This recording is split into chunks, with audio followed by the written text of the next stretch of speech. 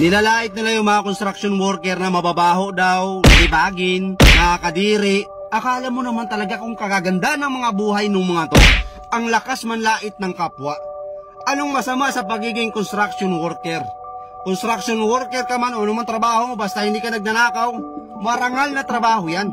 Ang hindi lang marangal, itong utak ng mga taong to na walang ibang laman kundi ang manlait ng kapwa, na akala mo naman talaga ang gaganda ng mga buhay. Pati mukha, di ba? Kala mo kung sino maganda, yung mga babae dyan? Hindi ko na lang ipangano dito yung mga mukha eh. Baka mamaya magsipagpalagan, mag-iyakan naman yung mga yan. Yung mga babaeng diring-diri sa mga construction worker na lagi na lang pinopost sa TikTok, kahit dito sa Facebook, na pass sa mga construction boy. Nakakadiri sila, ang babaho nila.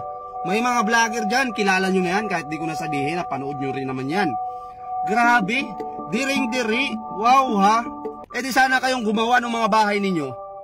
Ayaw nyo pala eh. Nandidiri pala kayo sa mga construction worker. Kayong gumawa. Tingnan natin. Masyado kayong magagaling sa buhay eh. Ha? Baka yung mga magulang ninyo, baka yung trabaho niyan, kawatan yan. Ha?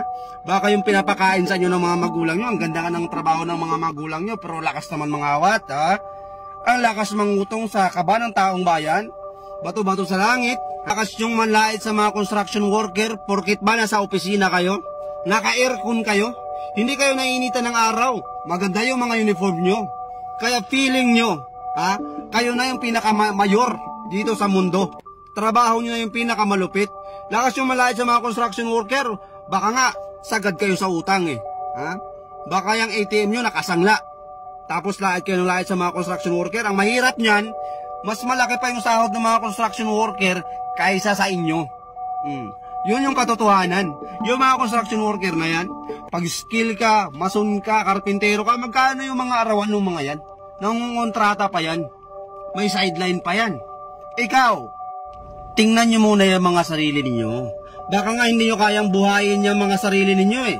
Tapos ang lakas nyo ng manlait ng trabaho ng iba. Baka nga palamunin pa kayo sa bahay ninyo. Yung mga babae dyan, ang lakas magsalita. Ha?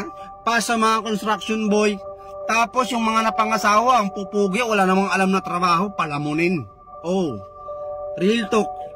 Real talk, babae pa yung nagtatrabaho. Yung lalaki na sa bahay lang kasi nga, pass daw siya sa construction boy kasi nakakadiri. Mababaho. O nag-asawa ng pogi ngayon, yung pogi, saksaka ng tamad. Oh, siya yung nagtatrabaho, magaling, palakpakan. Magiting kang babae ka. Yan tayo eh. Bago mo tingnan yung kamalian ng iba, tingnan mo muna yung sarili mo.